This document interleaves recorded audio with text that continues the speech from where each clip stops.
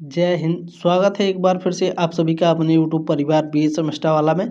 दीनदयाल उपाध्याय गोरखपुर विश्वविद्यालय और उससे संबंधित सभी कॉलेज में कल आपके एग्जाम होने वाले हैं बीए थर्ड सेमेस्टर में एजुकेशन यानी शिक्षा शास्त्र के। ठीक है, शिक्षा शास्त्र के एग्जाम होने वाले हैं। इसमें आपके पेपर का नाम है और पेपर कोड क्या है ये भी देख लेना अनिवार्य है। देखें, पिछले साल जो एग्जाम हुआ था उसमें आपके पेपर का नाम था philosophical, sociological, political and economic perspective of education.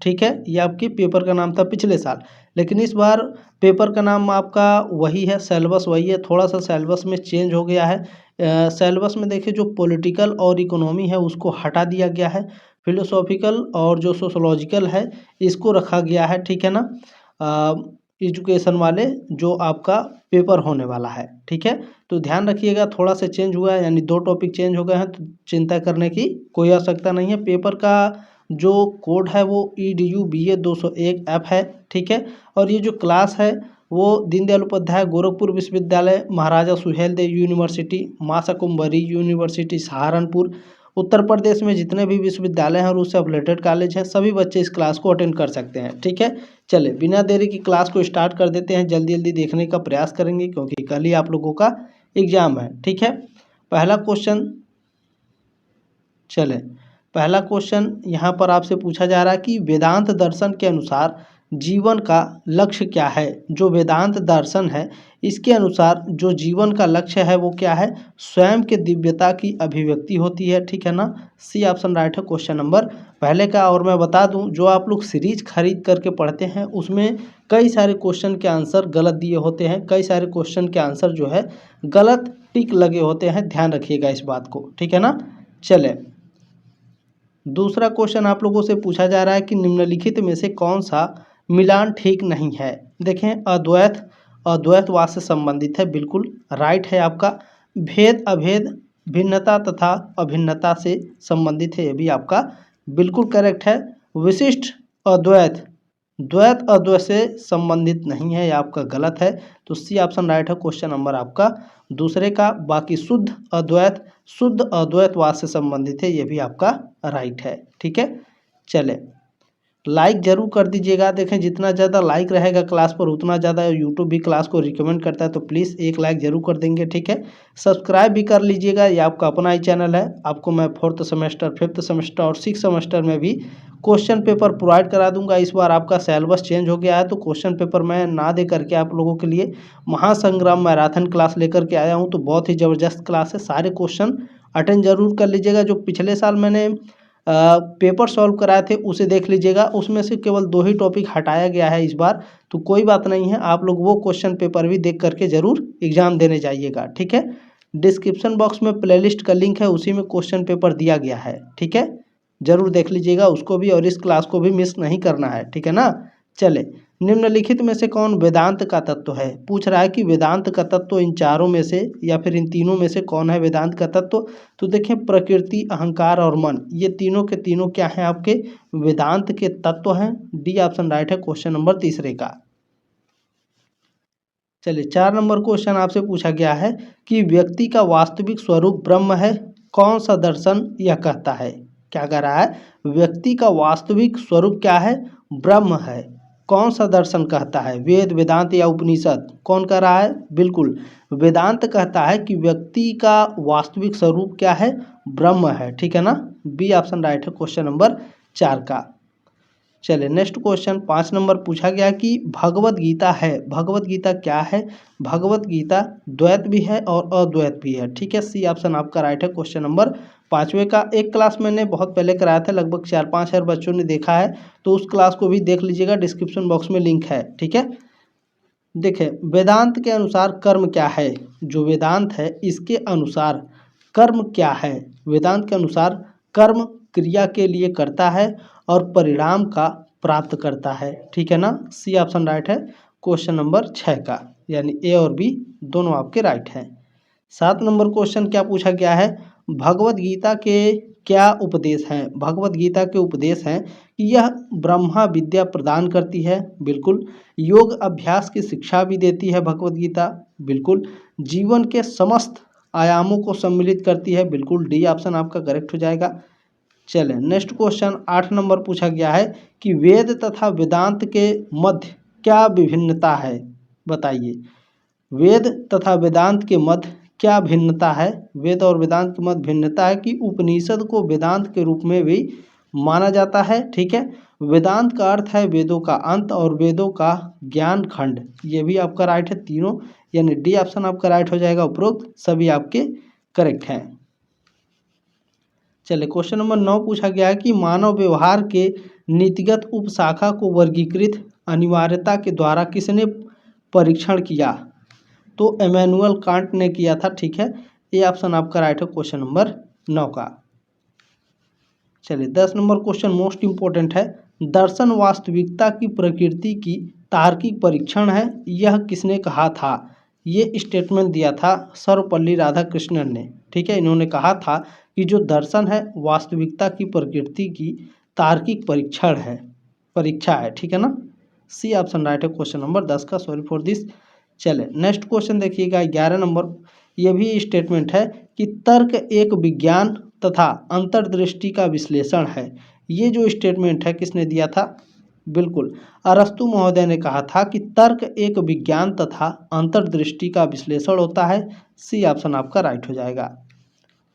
चलिए 12 नंबर क्वेश्चन पूछा गया है कि निम्नलिखित में से कौन सा विकल्प दर्शन की एक विशेषता नहीं है। चलिए देखते हैं भैया। तार्किकता वास्तविकता जगत की सूचनाओं से संबंधित है, ये दर्शन की एक विशेषता है, बिल्कुल राइट है। सिद्धांत प्रकृति के माध्यम प्रथागत तथा अनुकूलित हो सकते हैं, ये भी आपका करेक्ट है। तर्क का विचार मुख्य तथा विशेष नहीं है, ये आपका दर्शन की विशेषता नहीं है। तो सी ऑप्शन आपका राइट हो जाएगा क्वेश्चन नंबर 12 का, ठीक है ना। चले नेक्स्ट क्वेश्चन क्या है, देखें। निम्नलिखित में से कौन दर्शन का एक भाग नहीं है। दर्शन का कौन सा भाग नहीं है बताइए, आप सभी लोग बताइए। बिल्कुल देखिए, सौंदर्य मीमांसा आपका दर्शन का भाग होता है। मूल्य मीमांसा भी क्या है, दर्शन का एक भाग है। राजनीतिक दर्शन भी दर्शन का एक भाग है, ठीक है। लेकिन राजनीति समाजशास्त्र ये आपका दर्शन का भाग है नहीं है, बिल्कुल नहीं है, ठीक है ना। राजनीति समाजशास्त्र दर्शन का भाग नहीं है। तो सी ऑप्शन आपका राइट है क्वेश्चन नंबर 13 का। चलिए नेक्स्ट क्वेश्चन है, ये एक स्टेटमेंट है। शिक्षा वह प्रक्रिया है जिसके द्वारा बालक अपनी आंतरिक शक्तियों को बाहर की ओर प्रकट करता है। ये स्टेटमेंट या किसने दिया था, तो फ्रोबेल महोदय ने, ठीक है। फ्रोबेल महोदय ने कहा था कि शिक्षा वह प्रक्रिया है जिसके द्वारा बालक अपनी आंतरिक शक्तियों को बाहर की ओर प्रकट करता है। बी ऑप्शन आपका राइट है। चलिए नेक्स्ट क्वेश्चन देखेंगे। पूछा गया है कि दर्शन एक ऐसी क्रिया है जिसे मनुष्य धारण करता है। किस रूप में धारण करता है, कैसे करता है, चले देखते हैं। जब मनुष्य स्वयं के बारे में मौलिक सत्य के ज्ञान को ढूंढता है तब वह दर्शन के रूप में मनुष्य के रूप में दर्शन को धारण करता है, बिल्कुल आपका करेक्ट है।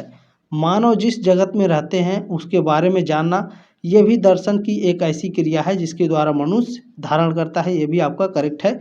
जगत तथा एक दूसरे के संबंध को समझना, ये भी दर्शन की एक ऐसी क्रिया है जिसके द्वारा मनुष्य धारण करता है, ठीक है। डी ऑप्शन आपका करेक्ट हो जाएगा क्वेश्चन नंबर 15 का। चलिए 16 नंबर क्वेश्चन है कि तत्व मीमांसा किसका अध्ययन है। तत्व मीमांसा देखिए वास्तविकता के स्वरूप का, जगत में जो विद्यमान है उसका, और जगत किस प्रकार का है, इन तीनों का तत्व मीमांसा अध्ययन करता है, ठीक है ना। तो डी ऑप्शन आपका करेक्ट हो जाएगा उपरोक्त सभी, ठीक है। आगे बढ़ें। चले नेक्स्ट क्वेश्चन देखिए 17 नंबर पूछा गया है कि ज्ञान मीमांसा किस ज्ञान के अध्ययन पर आधारित है। ज्ञान मीमांसा हम जगत के बारे में क्या जान सकते हैं, जगत के बारे में किस प्रकार जान सकते हैं, या किस प्रकार जान सकते हैं, ये तीनों के तीनों क्या है, ज्ञान मीमांसा ज्ञान के अध्ययन पर आधारित हैं ये तीनों, ठीक है ना। मोस्ट इंपॉर्टेंट है ये सारे क्वेश्चन। डी ऑप्शन आपका राइट है। चलिए नेक्स्ट क्वेश्चन पूछा गया है कि क्या अच्छा है, क्रिया अथवा मनुष्य को क्या अच्छा बनाता है। दर्शन की किस शाखा से इसे स्पष्ट किया जाता है। तो दर्शन की नैतिकता की शाखा से इसे स्पष्ट किया जाता है। सी ऑप्शन आपका राइट है। नेक्स्ट क्वेश्चन देखें, लोगों के प्रश्नों के उत्तर में दिया गया तर्क अथवा द्वंद्व क्या कहलाता है। तर्क कहलाता है। ऑप्शन नंबर ए करेक्ट है आपका। Next question 20 number most important, सौंदर्य मीमांसा तथा नीति के मूल्यांकन का अध्ययन क्या कहलाता है? मूल्य मीमांसा कहलाता है। ठीक है, सौंदर्य मीमांसा तथा नीति के मूल्यांकन का अध्ययन क्या कहलाएगा? मूल्य मीमांसा। बी ऑप्शन आपका राइट हो जाएगा। चलिए 21 नंबर क्वेश्चन है, दर्शन के जनक कौन है? दर्शन के जनक सुकरात महोदय हैं। ठीक है, दर्शन के जनक कौन है? सुकरात। बी ऑप्शन आपका राइट है क्वेश्चन नंबर 21 का। चलिए 22 नंबर क्वेश्चन है कि मैं सोचता हूँ अतएव मैं हूँ, यह किसने कहा था? ये स्टेटमेंट किसने कहा दिया था? तो देकार्त महोदय ने दिया था। ठीक है ना, सी ऑप्शन आपका राइट है। देकार्त महोदय ने क्या कहा था? तो ध्यान रखिएगा, यह कथन प्रसिद्ध फ्रांसीसी दार्शनिक रेने देकार्त का है, जो कहता है कि मैं सोचता हूँ अतएव मैं हूँ। ठीक है, यह आधुनिक पश्चिमी दर्शन की नींव रखता है, जो चिंतन की क्रिया द्वारा अस्तित्व की निश्चितता पर जोर देता है। क्लियर हो गया ना?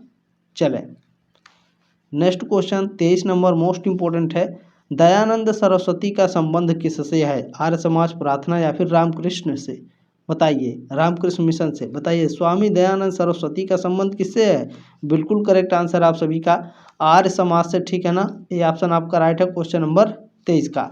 बाकी प्रार्थना समाज और रामकृष्ण मिशन, इनके बारे में भी आपको जानना अनिवार्य है। तो देखिए, स्वामी दयानंद सरस्वती आर्य समाज के संस्थापक थे। उन्होंने 10 अप्रैल 1875 को आर्य समाज की स्थापना कहाँ की थी? बम्बई में। ठीक है, प्रार्थना समाज की स्थापना किसने की थी? आत्माराम पांडुरंग ने। ठीक है, रामकृष्ण मिशन की स्थापना किसने की थी? स्वामी विवेकानंद ने। ठीक है ना? चले नेक्स्ट क्वेश्चन देखिए, पूछा गया है कि सामाजिक परिवर्तन होते हैं, जो सामाजिक परिवर्तन होते हैं वो सकारात्मक और नकारात्मक दोनों होते हैं। तो सी ऑप्शन आपका राइट हो जाएगा, ए और बी दोनों आपके करेक्ट हैं। नेक्स्ट क्वेश्चन देखें 25 नंबर, पूछा गया है कि विश्वविद्यालय शिक्षा आयोग के प्रथम अध्यक्ष कौन थे? विश्वविद्यालय शिक्षा आयोग के प्रथम अध्यक्ष डॉक्टर एस राधाकृष्णन थे। ठीक है ना, एस राधाकृष्णन यानी सर्वपल्ली राधाकृष्णन। बी ऑप्शन आपका राइट है क्वेश्चन नंबर 25 का। इसके बारे में भी थोड़ा सा जान लीजिए विश्वविद्यालय आयोग के बारे में। ठीक है, देखिए, विश्वविद्यालय शिक्षा आयोग यानी यूनिवर्सिटी एजुकेशन कमीशन के प्रथम अध्यक्ष कौन थे? डॉक्टर एक्स राधाकृष्णन, जो भारत के पूर्व राष्ट्रपति और महान शिक्षाविद थे। यह आयोग यानी विश्वविद्यालय शिक्षा आयोग 1948 में बना था और इसका उद्देश्य क्या था? स्वतंत्र भारत की विश्वविद्यालय शिक्षा का मूल्यांकन करना। क्लियर हो गया? चले नेक्स्ट क्वेश्चन है, सामाजिक परिवर्तन को प्रभावित करने के कारण हैं। सामाजिक परिवर्तन को प्रभावित करने वाले कारण हैं सामाजिक, वैज्ञानिक और भूगोलिक, ये सभी। ठीक है, डी ऑप्शन आपका राइट हो जाएगा क्वेश्चन नंबर 26 का। नेक्स्ट क्वेश्चन देखें 27 नंबर, पूछा गया है कि सोरोकिन ने सामाजिक गतिशीलता के कितने प्रभावों का उल्लेख किया है? तो सोरोकिन ने सामाजिक गतिशीलता का 2 प्रकार से उल्लेख किया है। ये ऑप्शन आपका राइट है क्वेश्चन नंबर 27 का। वो 2 प्रकार कौन कौन से हैं आपको याद रखना है। देखिए, पितिरिम सोरोकिन ने अपनी पुस्तक सोशल मोबिलिटी, जो 1927 में प्रकाशित हुई थी या फिर लिखी गई थी, उसमें उन्होंने सामाजिक गतिशीलता को क्षैतिज गतिशीलता यानी हॉरिजॉन्टल मोबिलिटी और लंबवत गतिशीलता यानी वर्टिकल मोबिलिटी के रूप में वर्गीकृत किया। 2 रूप में उन्होंने वर्गीकृत किया है, एक है क्षैतिज गतिशीलता, दूसरा है लंबवत गतिशीलता। क्लियर हो गया? क्षैतिज गतिशीलता में व्यक्ति की सामाजिक स्थिति का समान स्तर रहता है, जबकि लंबवत गतिशीलता में स्थिति ऊपर या नीचे बदलती है। ठीक है, क्लियर हो गया? चलें नेक्स्ट क्वेश्चन है 28 नंबर, निम्नलिखित में से कौन सा शैक्षिक विकास सूचक वर्तमान समय में संयुक्त राष्ट्र के द्वारा निर्मित मानव विकास सूचकांक में प्रयोग किया जाता है?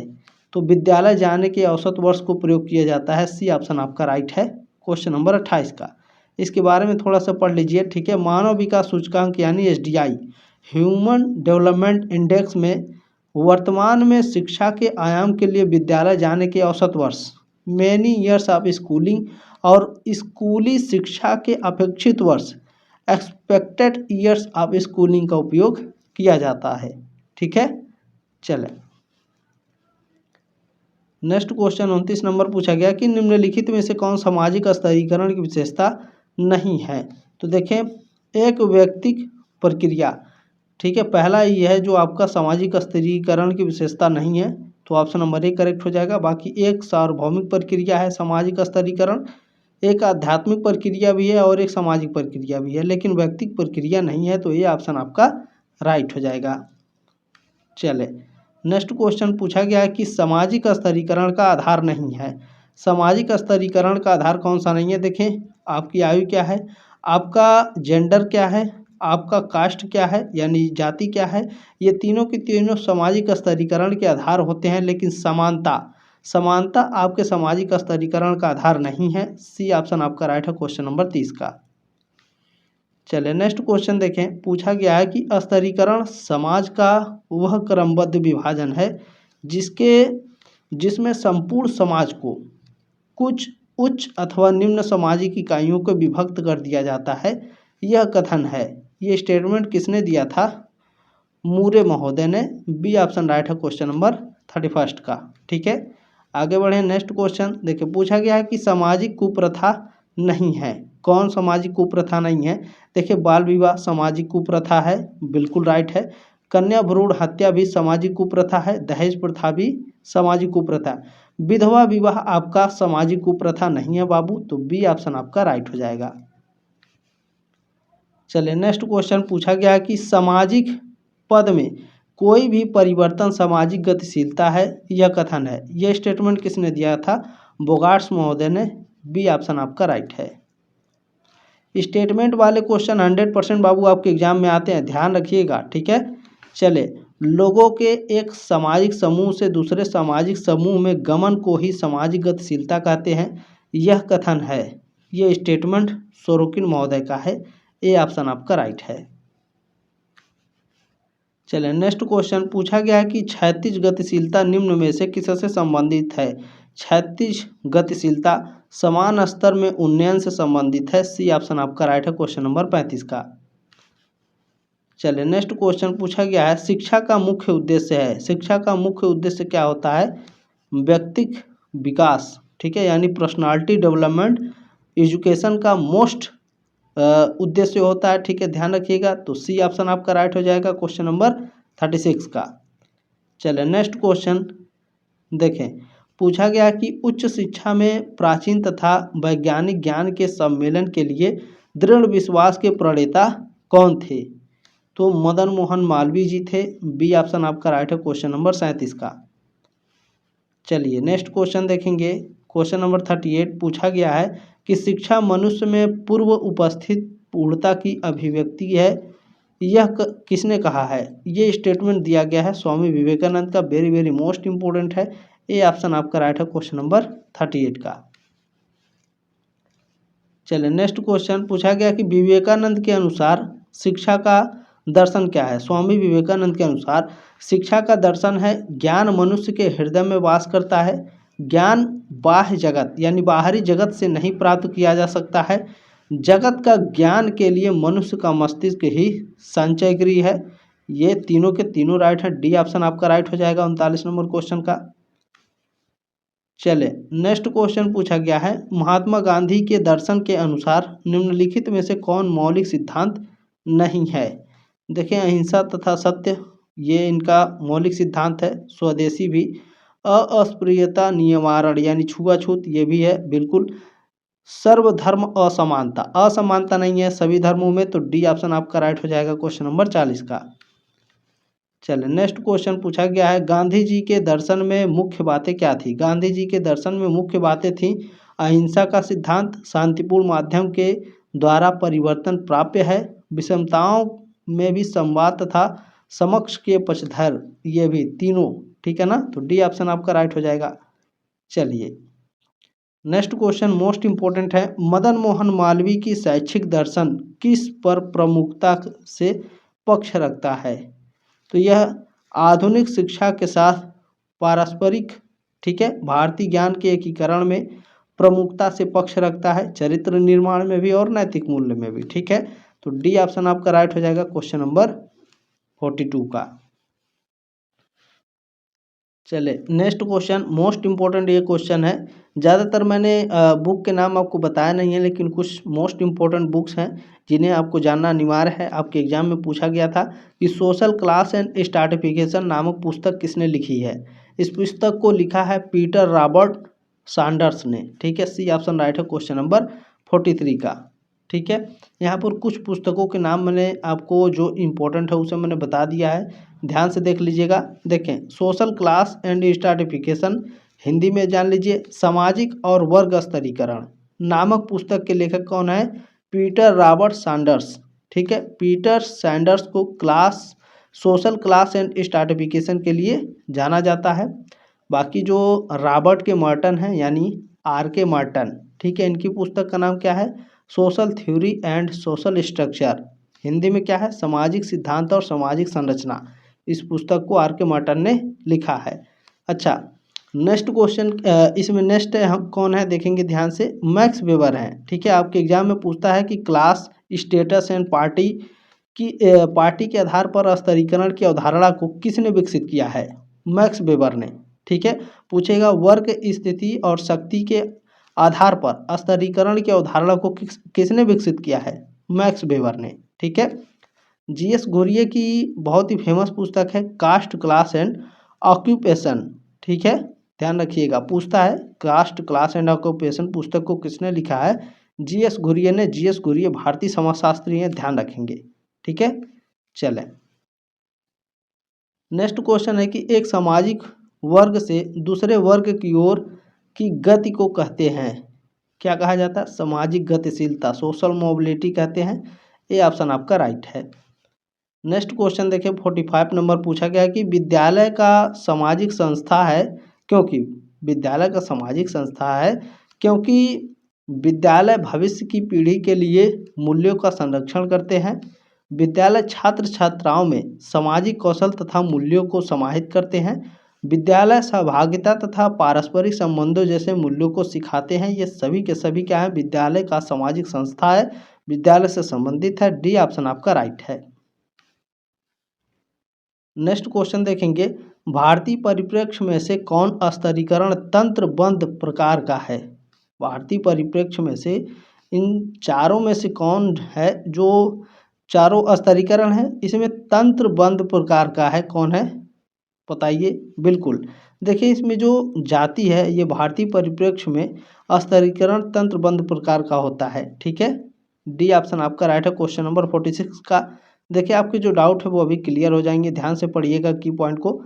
देखिए भारतीय परिप्रेक्ष्य में जातीय स्तरीकरण तंत्रबद्ध प्रकार का है क्योंकि यह जन्म पर आधारित होता है, जिसमें व्यक्ति को जीवन भर अपनी पैतृक स्थिति यानी अपनी जाति में रहना पड़ता है और सामाजिक गतिशीलता, ठीक है, यानी ऊपर या नीचे की जो संभावना है वो बहुत कम होती है, जबकि वर्ग व्यवस्था खुली होती है और उपलब्धि पर आधारित होती है। ठीक है, चलें नेक्स्ट क्वेश्चन क्या है, भारतीय बहुलवादी समाज में सामाजिक विज्ञान की पाठ्य पुस्तकें होनी चाहिए जो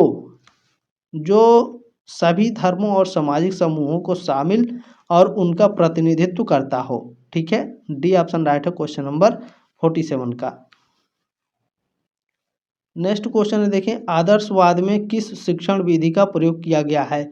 आदर्शवाद में प्रश्न विधि, संवाद विधि और व्याख्यान विधि, इन तीनों विधियों का आदर्शवाद में शिक्षण विधि के रूप में प्रयोग किया गया है। डी ऑप्शन आपका राइट है क्वेश्चन नंबर 48 का। चले नेक्स्ट क्वेश्चन पूछा गया है कि आदर्शवाद की तत्व मीमांसा किस पर बल देती है? जो आदर्शवाद है इसका जो तत्व मीमांसा है किस पर बल देती है? तो ये मन तथा आत्मा वास्तविकता के आधार हैं, इस पर बल देती है। सभी वस्तुएं या तो विचार अथवा आदर्श से प्रशासित हैं, सॉरी फॉर दिस, ठीक है, प्रशासित हैं, इस पर भी बल देती है। यह भौतिकवादिता का विपरीत है, ये भी आपका बिल्कुल करेक्ट है, इस पर भी बल देगी। तो डी ऑप्शन राइट है क्वेश्चन नंबर 49 का। चलिए नेक्स्ट क्वेश्चन 50 नंबर देखिए, पूछा गया है कि आदर्शवाद का शिक्षा में निहितार्थ निम्नलिखित में से कौन सा नहीं है? तो इसमें देखें ज्ञान भौतिक संसार से उद्धृत होता है, ये आदर्शवाद का शिक्षा में निहितार्थ में से ये आपका बिल्कुल भी ठीक है नहीं है, निहितार्थ ये नहीं है। बी ऑप्शन आपका राइट हो जाएगा क्वेश्चन नंबर 50 का। बाकी यह विश्वास का ज्ञान भीतर से उद्धृत होता है, यह आदर्शवाद का शिक्षा में निहितार्थ है। यह भी है, सत्य, भलाई तथा सौंदर्य सबसे महत्वपूर्ण होते हैं, सत्य परम तथा पूर्ण है, ये भी होते हैं। ठीक है ना, बी ऑप्शन आपका राइट हो जाएगा, ध्यान रखिएगा। चले नेक्स्ट क्वेश्चन देखें। इसमें पूछा गया है कि आदर्शवाद के अनुसार, तो आदर्शवाद के अनुसार शिक्षक यानी जो टीचर हैं इनकी भूमिका सबसे ऊंची होती है, सबसे सर्वोच्च होती है। ठीक है, बी ऑप्शन राइट है क्वेश्चन नंबर 51 का। ध्यान रखेंगे, इसमें देखें शिक्षक की भूमिका सुविधा प्रदाता के रूप में है, ये बिल्कुल गलत है। ठीक है ना, आदर्शवाद के अनुसार शिक्षक की भूमिका सर्वोच्च होती है, ध्यान रखिएगा। नेक्स्ट क्वेश्चन क्या है, आदर्शवाद के अनुसार शिक्षक है, आदर्शवाद के अनुसार टीचर क्या है, शिक्षक क्या है, तो छात्रों को पूर्णता के लिए मार्गदर्शन हेतु उत्तरदायी होते हैं, वास्तविकता के लिए मार्गदर्शन हेतु उत्तरदायी होते हैं, छात्रों का प्रेरणा स्रोत होते हैं। ये भी बिल्कुल आपका राइट है। ठीक है, डी ऑप्शन आपका करेक्ट हो जाएगा। चले नेक्स्ट क्वेश्चन देखें, 53 नंबर मोस्ट इंपॉर्टेंट है। क्या कह रहा है, वह दर्शन जो यह कहता है कि सभी व्यक्ति तथा घटनाएं जो थी जगत में हैं उन्हें वैज्ञानिक विधि द्वारा अभिपुष्ट किया जा सकता है, किस दर्शन की शाखा द्वारा प्रतिपादित किया जाता है, तो यह प्रकृतिवाद। ठीक है, प्रकृतिवाद शाखा द्वारा प्रतिपादित किया जाता है, सी ऑप्शन आपका राइट है। चले इसमें नेक्स्ट क्वेश्चन पूछा गया है कि प्रकृतिवाद के जनक कौन है। देखिए प्रकृतिवाद के जनक रूसो हैं, लेकिन आपके ऑप्शन में नहीं दिया गया है। लेकिन देखें एमाइल को भी प्रकृतिवाद का जनक माना जाता है, तो इसको ऑप्शन में दिया है। ठीक है, तो इसे भी हम मान के चलेंगे, ऑप्शन नंबर ए आपका यहाँ पे करेक्ट है बिल्कुल। देखें एमाइल को कभी कभी एमिल लिख करके देता है ऑप्शन में, तो ये भी आपको ध्यान रखना है। ठीक है, चलें नेक्स्ट क्वेश्चन देखें। 55 नंबर पूछा गया कि प्रकृतिवाद के संदर्भ में कौन सा वाक्य सत्य है, तो बिल्कुल यह ईश्वर के अस्तित्व पर विश्वास नहीं करता है, ये ऑप्शन आपका राइट हो क्वेश्चन नंबर 55 का। चलिए नेक्स्ट क्वेश्चन देखें। पूछा गया कि निम्नलिखित में से कौन प्रकृतिवाद के एक दर्शन शास्त्री नहीं है। प्रकृतिवाद के दर्शन शास्त्री कौन नहीं है, इन चारों में से बताइए सभी लोग। बिल्कुल देखें वुडब्रिज, जॉन डेवी और सिडनी हुक, ये तीनों के तीनों प्रकृतिवाद के दर्शन शास्त्री हैं। डेकार्ट आपके नहीं हैं, तो बी ऑप्शन आपका राइट है क्वेश्चन नंबर 56 का। नेक्स्ट क्वेश्चन पूछा गया है, निम्नलिखित में से क्या प्रयोजनवाद का एक लक्षण है। प्रयोजनवाद का लक्षण क्या है, प्रयोजनवाद आदर्श अथवा प्रस्ताव सभी सत्य हैं। ठीक है, तभी सत्य हैं जब यह संतोषजनक हो, बिल्कुल आपका करेक्ट है। प्रस्ताव अथवा प्रतिज्ञा का अर्थ वास्तविक परिणाम की स्वीकार्यता में होनी चाहिए, ये भी आपका राइट है। अवास्तविक विचार अस्वीकार होने चाहिए, ये भी आपके राइट है, तो डी ऑप्शन आपका राइट है उपरोक्त सभी। नेक्स्ट क्वेश्चन है, प्रयोजनवाद के जनक कौन है। Very very most important question है, बताने का प्रयास करेंगे। बिल्कुल चार्ल्स सैंडर्स पियर्स, ये आपके प्रयोजनवाद के जनक हैं, ये ऑप्शन आपका राइट है। नेक्स्ट क्वेश्चन पूछा गया है कि श्री कृष्ण ने किस तिथि को गीता का उपदेश दिया। तो भगवान श्री कृष्ण ने मोक्षदा एकादशी को गीता का उपदेश दिया था, बी ऑप्शन आपका राइट है। पूछता है गीता का उपदेश किसे दिया था, तो आप सभी लोग जानते ही हैं। ठीक है, चलें नेक्स्ट क्वेश्चन है, अद्वैतवाद के अनुसार शिक्षा का मुख्य कार्य क्या है। अद्वैतवाद के अनुसार शिक्षा का मुख्य काम होता है छात्रों को आत्मा तथा परमात्मा की एकता का ज्ञान कराना, डी ऑप्शन आपका राइट है। चलिए नेक्स्ट क्वेश्चन पूछा गया है कि निम्न में से क्या तत्व मीमांसा से संबंधित नहीं है। तो देखो तत्व मीमांसा, इसके अंतर्गत नीति शास्त्र का अध्ययन किया जाता है, ये आपका तत्व मीमांसा से संबंधित नहीं है। बाकी आपके तीनों हैं। ठीक है, पढ़ने में थोड़ा टाइम लग रहा है, तो ध्यान रखेंगे, डी ऑप्शन आपका राइट है क्वेश्चन नंबर 61 का। ठीक है, चलिए नेक्स्ट क्वेश्चन क्या है, पूछा गया है कि ब्रह्मसूत्र की रचना किसने की थी। ब्रह्मसूत्र को लिखा था बादरायण ने या फिर महर्षि वेद व्यास भी इनको कहा जाता है, ये ऑप्शन आपका राइट है।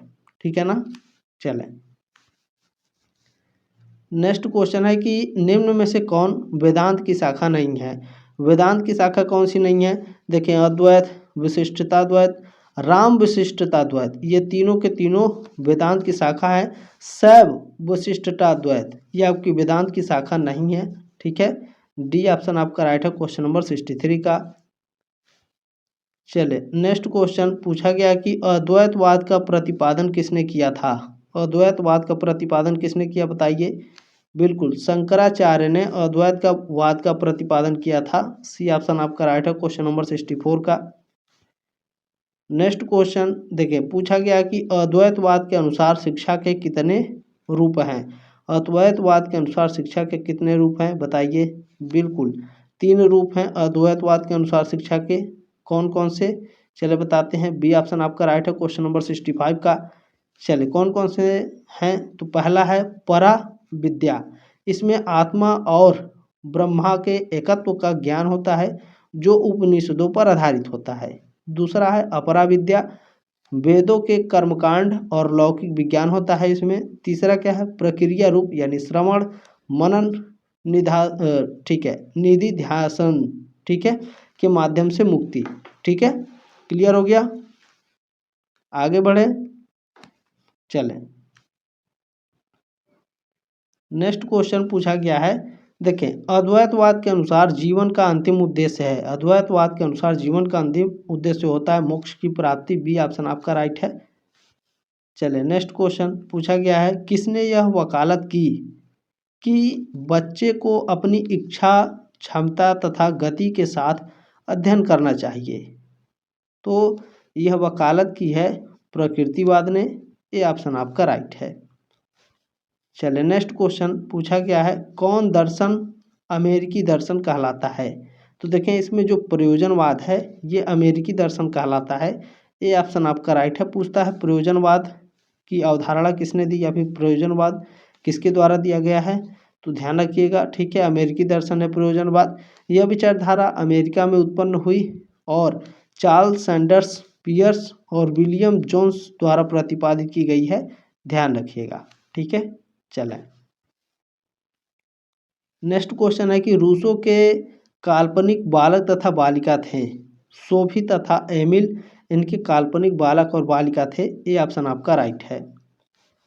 नेक्स्ट क्वेश्चन देखिए पूछा गया है कि प्रयोजनवाद के अनुसार कौन सी एक शिक्षण की विधि है। प्रयोजनवाद के अनुसार प्रोजेक्ट विधि ठीक है शिक्षण की एक विधि है। सी ऑप्शन आपका राइट है। नेक्स्ट क्वेश्चन चले पूछा गया है कि पाठ्यक्रम निर्माण के सिद्धांत प्रयोजनवाद के दृष्टिकोण से क्या हैं।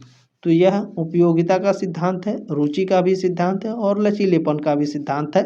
डी ऑप्शन आपका राइट है क्वेश्चन नंबर 71 का। नेक्स्ट क्वेश्चन है कौन सा सिद्धांत आदर्शवाद का आधारभूत सिद्धांत नहीं है। तो देखें इसमें जो आध्यात्मिक जगत से अधिक भौतिक जगत जो महत्व है ये आपका आदर्शवाद का आधारभूत सिद्धांत नहीं है। बाकी ये तीनों हैं अच्छे से पढ़ लीजिएगा ठीक है। टाइम ज़्यादा लग रहा है। बी ऑप्शन आपका राइट हो जाएगा यहाँ पे।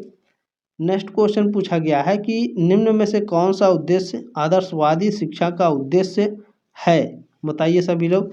बिल्कुल पवित्र जीवन की प्राप्ति हो जाएगा। बी ऑप्शन आपका राइट है। कैसे चले आपको बताते हैं। आदर्शवाद यानी आइडियलिज्म शिक्षा दर्शन का प्रमुख संप्रदाय है जो आध्यात्मिक नैतिकता और सत्य सौंदर्य शिव की प्राप्ति को शिक्षा का लक्ष्य मानता है। ठीक है इसके अनुसार शिक्षा का उद्देश्य बालक की अंतर्निहित आध्यात्मिक शक्तियों का विकास करके उसे पूर्णता और पवित्रता की ओर ले जाना है। नेक्स्ट क्वेश्चन है किसने कहा ये स्टेटमेंट किसका है कि आदर्शवादी शिक्षा दर्शन मानसिक जगत का मानव को अभिन्न अंग समझाने की अनुभूति का विवरण है। ये स्टेटमेंट है हार्न महोदय का। ये ऑप्शन आपका राइट है। चलिए नेक्स्ट क्वेश्चन देखें पूछा गया है कि निम्न में से कौन प्रयोजनवाद का प्रवर्तक नहीं है। प्रयोजनवाद का प्रवर्तक कौन नहीं है। देखिए विलियम जोन्स जॉन डेवी और किलपैट्रिक ये तीनों के तीनों प्रयोजनवाद के प्रवर्तक हैं। सुकरात आपके नहीं हैं। तो सी ऑप्शन आपका राइट है क्वेश्चन नंबर 75 का। नेक्स्ट क्वेश्चन देखिए पूछा गया कि प्रयोजनवाद के संबंध में कौन सा तथ्य सही नहीं है। प्रयोजनवाद के संबंध में कौन सा कथन सही नहीं है बताइए। बिल्कुल यह वाद बहुत तत्ववादी है। यह आपका क्या है प्रयोजनवाद से सीधे संबंधित तथ्य नहीं है। बी ऑप्शन आपका राइट है क्वेश्चन नंबर 76 का। बाकी यह शाश्वत मूल्यों में विश्वास करता है, ये आपका राइट है। ये दूसरा वाला आपका राइट नहीं है, तो बी ऑप्शन आपका राइट हो जाएगा। चलिए नेक्स्ट क्वेश्चन पूछा है, प्रकृतिवाद का नारा क्या था? प्रकृतिवाद का नारा था प्रकृति की ओर लौटो, बी ऑप्शन आपका राइट है। नेक्स्ट क्वेश्चन पूछा गया है कि प्रकृतिवादी शिक्षा की विशेषता क्या है? प्रकृतिवादी शिक्षा की विशेषता क्या होती है? इसमें बालक की क्रियाशीलता पर बल दिया गया है, बी ऑप्शन आपका राइट है। चलिए नेक्स्ट क्वेश्चन पूछा गया है कि शिक्षा में प्रकृतिवाद की देन क्या है? शिक्षा में प्रकृतिवाद की देन क्या है बताइए? बिल्कुल, यह बाल मनोविज्ञान के अध्ययन पर बल देता है, ये ऑप्शन आपका राइट है 79 का। चलिए नेक्स्ट क्वेश्चन पूछा गया है, निम्न में से कौन आदर्शवादी विचारधारा का दार्शनिक है? क्या कह रहा है? आदर्शवादी दार्शनिक बताइए, आदर्शवादी विचारधारा का दार्शनिक कौन है इन चारों में से? बिल्कुल, जो प्लेटो महोदय हैं ये आदर्शवादी विचारधारा के दार्शनिक हैं, ठीक है ना। सी ऑप्शन आपका राइट है क्वेश्चन नंबर 80 का। चलिए नेक्स्ट क्वेश्चन पूछा गया कि आदर्शवाद में किस प्रकार के अनुशासन पर बल दिया गया है? Very very most important question है। स्व अनुशासन पर आदर्शवाद में बल दिया गया है, सी ऑप्शन आपका राइट है। नेक्स्ट क्वेश्चन है कि आदर्शवादी निम्न में से किस प्रकार के अनुशासन के समर्थक हैं? तो आदर्शवादी प्रभाववादी अनुशासन के समर्थक हैं, ठीक है। बी ऑप्शन आपका राइट है क्वेश्चन नंबर 82 का। नेक्स्ट क्वेश्चन देखेंगे, देखिए पूछा गया है कि शाश्वत मूल्यों का स्थान किस दर्शन में दिया गया है? शाश्वत मूल्यों का जो स्थान है यह आदर्शवाद में दिया गया है, सी ऑप्शन आपका राइट है क्वेश्चन नंबर 83 का। नेक्स्ट क्वेश्चन पूछा गया है, मालवीय जी किस धर्म को सर्वश्रेष्ठ मानते थे? मुस्लिम, वैष्णव, वैदिक? नहीं, सनातन यानी हिंदू धर्म को मालवीय जी, ठीक है, धर्म सबसे सर्वश्रेष्ठ मानते थे, डी ऑप्शन आपका राइट है क्वेश्चन नंबर 84 का। चले नेक्स्ट क्वेश्चन देखिए, पूछा गया है कि बेसिक शिक्षा प्रणाली संबंधित है किससे? स्वामी विवेकानंद जी से, या महात्मा गांधी से, या रविन्द्रनाथ टैगोर से, या श्री अरविंद घोष से? बताइए सभी लोग। बिल्कुल, महात्मा गांधी से बेसिक शिक्षा प्रणाली संबंधित है, सी ऑप्शन आपका राइट है। नेक्स्ट क्वेश्चन है कि महात्मा गांधी के अनुसार शिक्षा प्रक्रिया होती है, महात्मा गांधी के अनुसार शिक्षा प्रक्रिया सर्वांगीण विकास की होती है, यानी सभी प्रकार से विकास की, सी ऑप्शन आपका राइट है। नेक्स्ट क्वेश्चन 87 नंबर पूछा गया कि किसने कहा कि दर्शन अनुभवों की समझ है? ये स्टेटमेंट किसका है? बिल्कुल, जॉन डीवी ने कहा था कि दर्शन क्या है? अनुभवों की समझ है, डी ऑप्शन आपका राइट है क्वेश्चन नंबर 87 का। चलें आगे बढ़ें, देखिए पूछा गया है कि प्रोजेक्ट विधि के प्रणेता कौन है? प्रोजेक्ट विधि के प्रणेता किलपैट्रिक हैं। यहाँ प्रणेता पूछा है, अगर पूछा होता कि प्रोजेक्ट विधि के जन्मदाता कौन है, तब आप क्या कहते? जॉन डीवी कहते, ठीक है। अगर एग्जाम में पूछेगा कि प्रोजेक्ट विधि के जन्मदाता कौन है, जॉन डीवी, पूछेगा कि इसके प्रणेता कौन है, किलपैट्रिक हैं। पूछेगा प्रोजेक्ट विधि के जन्मदाता कौन है, ध्यान रखिएगा जॉन डीवी। आपके डाउट में क्लियर कर दे रहा हूँ। देखें, प्रोजेक्ट विधि की मूल अवधारणा जॉन डीवी द्वारा दी गई थी, लेकिन इसका औपचारिक प्रतिपादन या जन्मदाता उनके शिष्य विलियम हार्ड किलपैट्रिक को माना जाता है।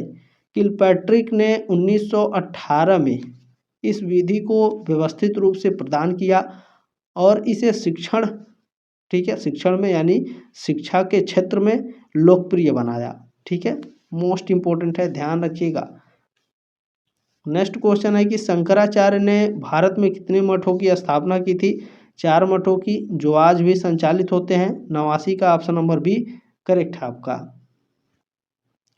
4 मठ कहाँ कहाँ है? पहला है ज्योतिर्मठ उत्तर में है, शारदा मठ पश्चिम में है, गोवर्धन मठ पूरब में है, और श्रृंगेरी मठ दक्षिण में है, और आज भी ये कार्यरत है और शंकराचार्य द्वारा संचालित होते हैं, ठीक है।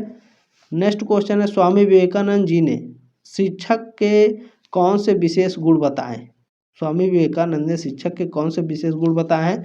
तो शास्त्र ज्ञान, निष्पक्षता और त्याग भाव के, ठीक है। सी ऑप्शन आपका राइट है क्वेश्चन नंबर 90 का। चलिए नेक्स्ट क्वेश्चन, बेसिक शिक्षा योजना किसकी देन है? महात्मा गांधी की, बी ऑप्शन आपका राइट है। चलिए नेक्स्ट क्वेश्चन है कि पंडित मदन मोहन मालवीय जी ने किस विश्वविद्यालय की स्थापना की थी? इन्होंने BHU, ठीक है, बनारस हिंदी ठीक है, बनारस हिंदू विश्वविद्यालय है, BHU की स्थापना किसने की थी?